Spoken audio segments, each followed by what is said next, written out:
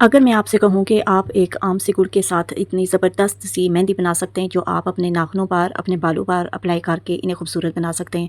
जो बहनें मेरी नमाज़ पढ़ती हैं तो वो रोज़ाना ना नेल पॉलिश लगा सकती हैं और ना ही उतार सकती हैं। तो उसके लिए ये बेहतरीन सी मेहंदी बनेगी जो मैं अभी बना के आपको दिखाने वाली हूँ। लेकिन यहाँ पे कुछ लोग एक ऐसी गलती कर देते हैं जिससे उनकी मेहंदी जो है वो ज़्यादा नहीं बनती। तो एंड तक वीडियो को लाज़मी देखिएगा। वो एक बहुत प्रो सी टिप है जो मैं आपको एंड पर ज़रूर दूँगी। वीडियो को एंड तक लाज़मी देखिएगा। तो अभी स्टार्ट करते हैं मेहंदी बनाना। मैं भी ये मेहंदी जो मेरे नाखूनों पे लगी हुई है तो मैं भी मेहंदी गुड़ की बना के रख लेती हूँ, इसे सेव करके रख लेती हूँ। तो जब भी ज़रूरत होती है तो निकाल के ले लेती लगा लेती हूँ। तो मुझे इसको बनाने के लिए सिर्फ चाहिए होगा गुड़ जो कि बाज़ार से आसानी से मिल सकता है। गुड़ होगा उसे मैंने ये पीस लिया है, सही बारीक करके पीस लिया है। इतना भी बारीक नहीं लेकिन पीस लिया है अच्छे तरीके से।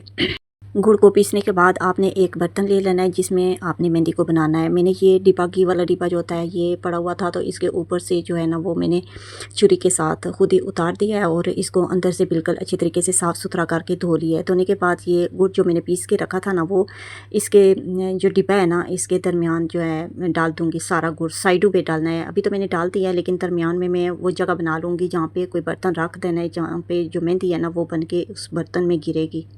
यहाँ पे आप लोग सोच रहे होंगे कि इसकी मेहंदी कैसे बनेगी। तो बर्तन थोड़ा-सा जो है ना ऐसा रखना है इसमें जिसका मुँह ऊपर से थोड़ा-सा खुला हो। जैसे ये प्याला जो है वो मैंने रख दिया है। कप नहीं रखना क्योंकि आपको शायद पता नहीं है कि इसमें जो मेहंदी बनेगी ना वो जो भाप होती है वो अर्कनुमा, मतलब कि जो भाप का पानी होता है ना वो इस प्याले के अंदर गिरेगा तो वो मेहंदी बनेगी। गुड़ को साइडों पे कर दिया मैंने, दरमियान से हटा के तो प्याला इसमें रख दिया है। और अब इस डिब्बे के ऊपर मैंने रखना है ये देगचा जो है ना पानी का आधा, तकरीबन आधा करके, ताकि वज़न सही ज़्यादा वज़न हो जाए। तो पानी का आधा सा देगचा जो करके रख के ऊपर रख दिया मैंने। और इसको अभी बंद कैसे करना है, जैसा कि मैंने आपको बताया कि मेहंदी जो है वो भाप की बनेगी। आहिस्ता आहिस्ता से हम आग जो है वो नीचे जला देंगे और जो भाप निकलेगी ना वो देगचे के साथ जो भी भाप लगेगी तो वो उसके कतरे जो हैं वो प्याले में जाके गिरेंगे। तो ऐसे में ये जो है ना मेहंदी बन जाएगी। हमारा अर्क जो है ना मेहंदी का वो बन के तैयार हो जाएगा। अभी जो है ना वो देखिए मैं इसको बंद कैसे कर रही हूँ। सही जो है ना सख्त जो है आटा गूंदा हुआ पड़ा हुआ था तो वो उठा के तो मैंने इसके देगचा और डिब्बे के साथ, मतलब कि जहाँ से भाप निकलेगी वहाँ पे मैंने लगा दिया। ये देखें कैसे भाप निकल रही है।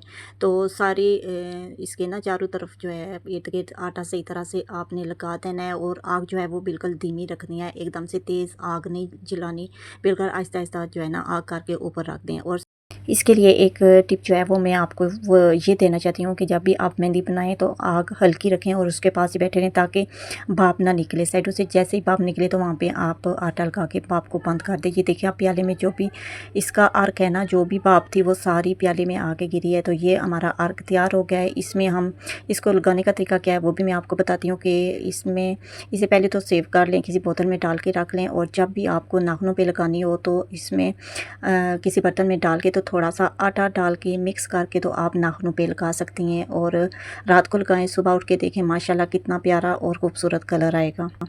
बाज़ार की जो मेहंदी होती है उसका कलर जो होता है ना वो बहुत ज़्यादा कच्चा होता है। एक बार लगाएं 2-3 दिन बाद जो है ना वो उतर जाती है। और इसका कलर जो है ना वो बिल्कुल पक्का कलर है, वो कई महीनों तक आपका जो है ना चलेगा। अगर वीडियो अच्छी लगी हो तो लाइक ज़रूर कीजिएगा, एक छोटा सा प्यारा सा कमेंट करके शेयर भी कर दीजिएगा। और मिलते हैं नेक्स्ट वीडियो में। तब तक के लिए अपना बहुत सारा ख्याल रखिएगा। दुआ में ज़रूर याद रखा करें। अल्लाह हाफिज़ एंड टेक केयर।